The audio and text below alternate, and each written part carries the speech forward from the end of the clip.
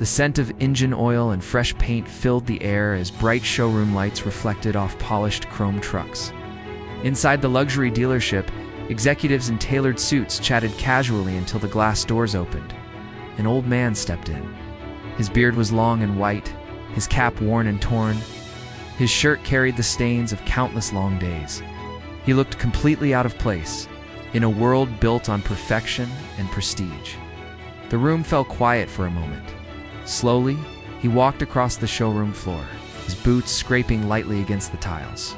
A few mechanics glanced up. Near the front desk, 3 women exchanged puzzled looks. One of them, the manager, Miranda Hale, straightened slightly. As she watched him approach, the man stopped beside the largest white truck. He placed his rough hand gently on the chrome grille, almost like greeting an old friend. "She's beautiful," he whispered. Then he turned and said, loud enough for everyone to hear, "I'll take 5 of these." For a second, no one spoke. Then the laughter began. Julia, the youngest employee, tried to hide a smile. Another woman didn't bother. Miranda crossed her arms. "Sir," she said coolly, "these aren't bicycles. Each one costs more than most people earn in a lifetime." The old man nodded calmly. "I understand," he replied, "and I'll take 5. Before we continue, if you believe in kindness, second chances, and stories that remind us never to judge too quickly, make sure to subscribe to K for Kindness, because stories like this deserve to be heard." Back in the showroom, the laughter faded, but an uneasy silence took its place. There was something different about the man. No arrogance, no confusion, just quiet certainty. "Sir," Miranda said, trying to stay polite, "perhaps you're in the wrong place." He smiled gently. "No," he said, "I think you're just seeing the wrong man." He moved to the corner, poured himself a cup of water, and stood quietly. No one knew who he really was. No one knew that those hands rough and worn had once built engines from scrap, led convoys through dangerous roads, and carried more loss than most could imagine. His name was Harold Brinley.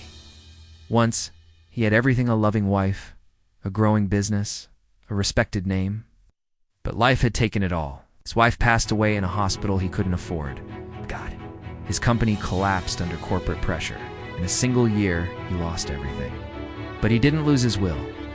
For 5 years, Harold lived on the edge of survival, repairing broken trucks, sleeping in empty garages, saving every coin, and slowly building a dream. Company for people like him, veterans, struggling parents, the forgotten, a second chance. He called it Second Route Logistics. And today, it was finally real.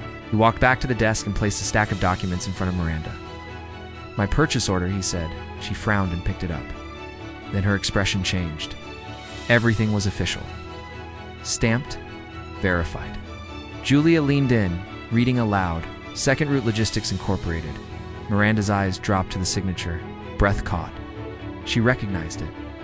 It belonged to a top regional executive, someone who only approved elite clients. She looked up slowly. "How did you get this?" Harold smiled softly. "I taught him," he said. "Back when he had nothing, I helped him build his first trucks." Silence filled the room. The earlier laughter now felt heavy and wrong. Julia lowered her gaze. "I'm sorry," one of them whispered. Harold gently raised his hand. "No need," he said kindly. "You only saw what the world taught you to see." Within the hour, everything was confirmed. The payment had already been made. He wasn't dreaming. He was building something real. Later, as the showroom emptied, Miranda walked beside him. "I judged you," she admitted quietly. "The moment you walked in." Harold looked at her and smiled. "Dreams don't shrink," he said. "People just stop believing in them." He glanced at the trucks lined up behind him. "These will feed families," he added. "They'll carry hope from one place to another."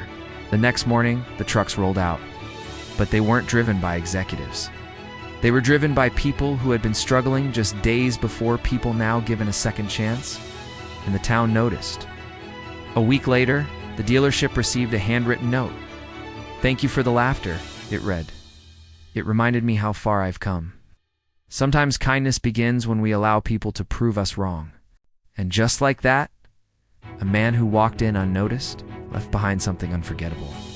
Subscribe to K for Kindness for more powerful stories that restore faith in humanity.